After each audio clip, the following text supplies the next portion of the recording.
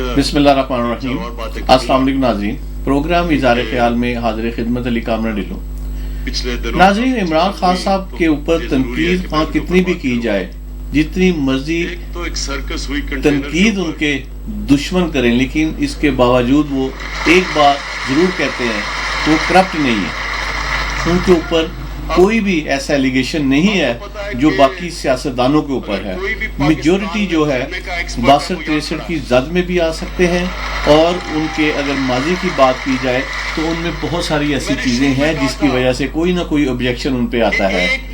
چونکہ عمران خان صاحب نے ہمیشہ کوشش یہی کی ہے کہ جو پاکستان کے اصل مسائل ہیں اس کو میں ہائی لائٹ کروں اور اس کا سلوشن دوں۔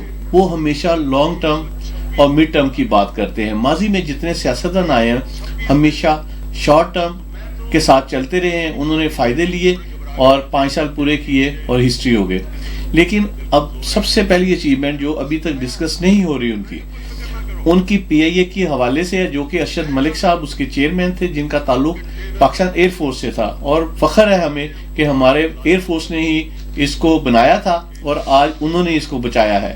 ارشد ملک صاحب نے جس طرح جس محنت انتھک محنت کے ساتھ لگن کے ساتھ PIA کو ماہانہ جو خسارہ تھا 3 ارب کا ماہانہ خسارہ ہوتا تھا، ہر ماہ ہمیں نقصان میں جاتا تھا PIA کا، تو وہ نقصان کو انہوں نے 50% پہ اب تک لے آئے ہیں، کیونکہ بہت ہی کم وقت میں PIA کا جو خسارہ ہے اس 1.5 ارب پہ پہنچ گیا ہے۔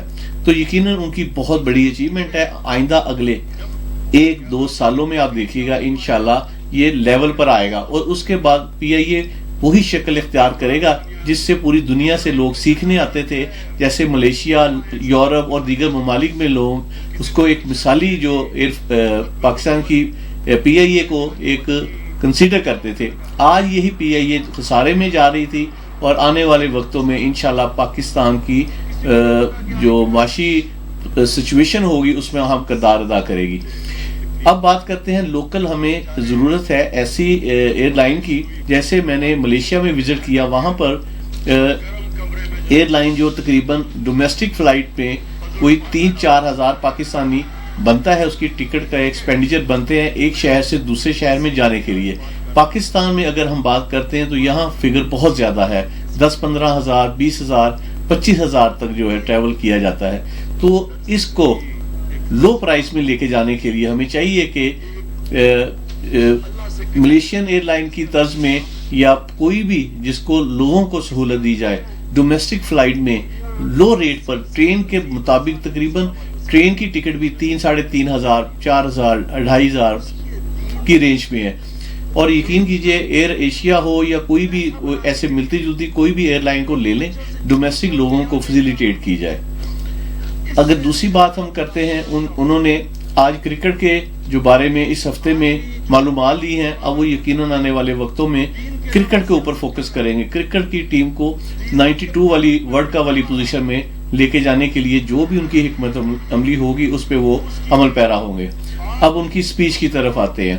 تیسری بات بڑی اہم میں کرنے جا رہا ہوں، انہوں نے جو اگریسو سپیچ آج جو کی ہے، وہ اس پہ آپ اگر تھوڑا سا غور سے دیکھیں تو انہوں نے تمام ان لوگوں کو للکارا ہے جو ان کو وزیر اعظم کے عہدے سے ہٹانے کی کوشش کر رہے ہیں، سازش کر رہے ہیں۔ ہاں، وہ ان کے کھوٹے سکے ہیں، جو کہ میں نے تذکرہ کیا تھا جب الیکشن ہوئے تھے، تبھی اس کے چند ماہ کے بعد میں نے کہا تھا کہ ان کی جیب میں بھی قائد اعظم محمد علی جناح صاحب کی طرح ان کے پاس بھی کچھ کھوٹے سکے ان کی جیب میں تھے، آج عمران خان کی جیب میں بھی ہیں۔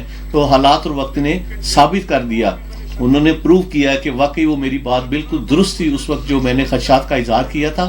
آج ان کے ساتھ بھی وہی کھوٹے سکے ان کو اتارنے کی کوشش کر رہے ہیں، خواہ وہ ان کے دائیں بائیں والے ہیں یا اتحادی ہیں یا کوئی بھی ہے، ان لوگوں کو بے نقاب کرنے کی ضرورت تھی۔ لیکن انہوں نے بر وقت ایک جہارانہ جو بالنگ اور بیٹنگ میں اپنے خیالات کا اظہار کیا، انہوں نے ان کو بونسر مارے ہیں۔ آج اپنی تقریر میں بونسر مار کے بتا دیا کہ میں وہی عمران خان ہوں، 20 سال سٹرگل کرنے کے بعد یہاں پر آیا ہوں۔ انہوں نے کہا میں کبھی بھی شکست اور دونوں کو برابر دیکھتا ہوں، اگر اس سے بھی میں جیت سے بھی سیکھتا ہوں اور میں ہار سے بھی سیکھتا ہوں، اور میں جن لوگوں نے کرپشن کی ہے میں آخری حد تک جاؤں گا، کسی کو نہیں چھوڑوں گا، ہر ایک کو میں جیل میں ڈالوں گا۔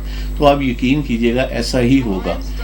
ان کو سمجھنے کے لیے کوئی سائنس کی ضرورت نہیں، یہ ایک ایماندار، دیانتدار اور میڈ ان پاکستان حکومت کی لیڈرشپ ہے، اور یہ ایسا ہی کرے گی جیسا وہ کہہ رہی ہے۔ یہ ان سب کو سمجھ جانا چاہیے، سیکھ لینا چاہیے، وقت اور حالات کو بھانپ لینا چاہیے کہ یہ عمران خان نہیں چھوڑے گا، کسی کو نہیں چھوڑے گا۔ تو اس لیے ان کو خاموشی سے عزت کے ساتھ پاکستان کا لوٹا ہوا پیسہ واپس کر دینا چاہیے۔ یہ میری طرف سے بھی ایک پیغام ہے تمام سیاسی پارٹیوں کو، ان کی قیادت اور ان کے وہ ایم پی ایس کے لیے میسیج ہے، کیونکہ عمران خان نے اب یہ طے کر لیا ہے کہ طیب اردوان کی شکل اختیار کرنی پڑے گی تو یہاں پر معاملات ٹھیک ہوں گے، کیونکہ پاکستان کے اندر بدقسمتی سے جس نے بھی لائٹلی بات کی ہے اس کی بات کو اگنور کیا گیا ہے۔ آج کی ان کی اگریسو جو سپیچ ہے، اگر آپ نے سنی ہے ویل اینڈ گڈ، نہیں سنی دوبارہ ضرور سنیے گا، اس میں بہت کھلے میسیجز ہیں، کافی طویل جو ہے آج کی سپیچ ہے۔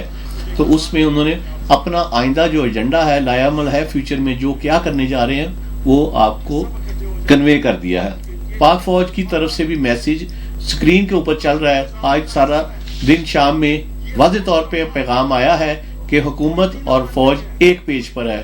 جو لوگ ان کو لڑانے کی کوشش کر رہے ہیں ان کے لیے میرا خیال ہے آج کا میسیج ہی کافی ہے، سمجھ جانا چاہیے۔ اگر اس کے باوجود وہ سازشیں کریں گے، ہاں وہ کسی بھی پارٹی سے اتحادی ہیں یا ان کے دشمن ہیں، وہ کان کھول کے سن لیں، اب ان کی خیر نہیں۔ یہ کیونکہ آنے والے دنوں میں آپ دیکھیے گا اگر 1 2 ماہ 3 ماہ میں یہ معاملات سیٹل نہیں ہوئے تو یقین کیجئے گا ملک ایک نئے نظام کی طرف جائے گا، اور انشاءاللہ وہ بہت بہتر ہوگا، کیونکہ قائد اعظم محمد علی جناح صاحب نے بھی فرمایا تھا کہ صدارتی نظام ہمارے ملک کے لیے بہتر ثابت ہوگا، لیکن اس کے باوجود ہم نے جمہوریت کو چارپائی پہ ڈال کے 4 کندھے دے کے 72 سال گزار دیے۔ بدقسمتی ہے کہ کوئی بھی بہتر اقدام نہ ہو سکا۔ اب آنے والے وقت میں آپ دیکھیے گا اگر ایسا ہوا، اور میری خواہش ہے 2013 سے میں اپنے کالم میں ہمیشہ لکھتا آیا ہوں اور لکھتا رہوں گا کہ پاکستان کو صرف اور صرف صدارتی نظام بچا سکتا ہے، اسی نظام کے ذریعے جیسے طیب اردوان نے کیا ہے، امریکہ میں ہے، تو یہ بے شمار ممالک میں ہے۔ یہ بھی جمہوریت کی ایک شکل ہے اور بہتر شکل ہے۔